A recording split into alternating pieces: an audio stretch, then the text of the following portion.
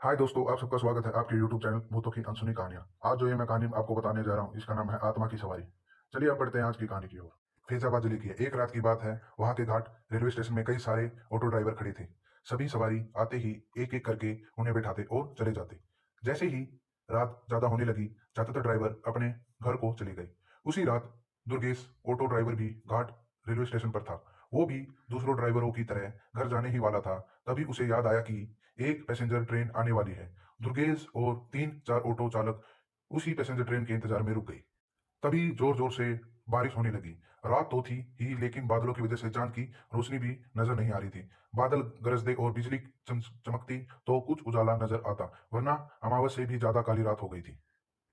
कुछ ही देर में passenger train आई। दुर्गेश को ट्रेन से एक खूबसूरत लड़की उतरती हुई दिखी, जिसके कंधे पर एक बैग और हाथ में एक सूटकेस था। वो लड़की सीधे दुर्गेश के पास गई और कहने लगी, मुझे रामपुर जाना है। दुर्गेश ने कहा कि अभी बहुत रात हो रही है, इसीलिए 700 रुपये किराया लगेगा। अगर आप सुबह जाएंगी तो मैं 200 में ही छोड़ दूंगा।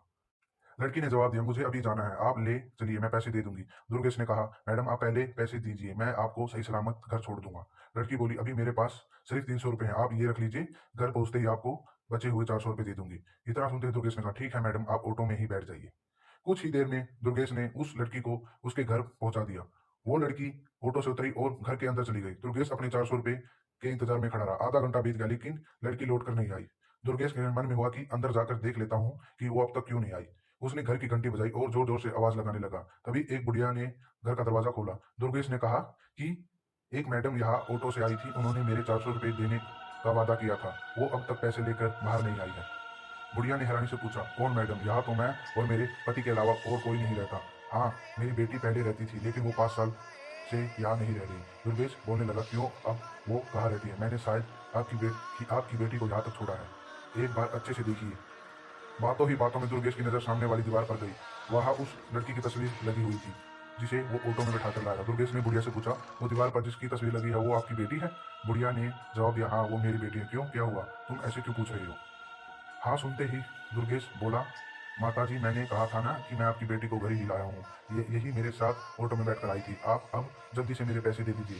देखिए सुबह भी हो गई है, मैं कब से यहीं खड़ा हूँ। बुढ़िया ने दुखी मन से कहा, बेटा ऐसा नहीं हो सकता, ये मेरी बेटी है, लेकिन 5 साल पहले ही ट्रेन के नीचे आकर ये मर चुकी है, इसे तुम्हें कैसे घर ला सकते हो?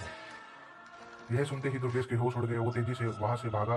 जैसे ही वो ऑटो के पास पहुंचा तो देखा कि उसकी सीट में 400 रुपये रखे हुए थे। उसने वो पैसे भगवान के सामने रखे और मंत्र का जाप करते हुए आगे की ओर बढ़ गया। उसके मन में हुआ कि आज तो सवारी बैठने और पैसेंजर ट्रेन के लालच में मेरी जान जाते जाते बच गई। उस ट्रेन से दुर्गेश ने रात को ऑटो चलाना बंद ही कर दिया। वो सिर्फ दिन के समय ही सवारी लाता व ले जाता, रात को सीधा घर चला जाता। कहानी से सीख, दिन में काम करने के साथ ही रात को आराम करना भी उतना ही जरूरी होता है, नहीं तो ज्यादा लालच भारी पड़ जाता है। और ऐसी ही कहानी को सुनने के लिए हमारे चैनल को सब्सक्राइब करें।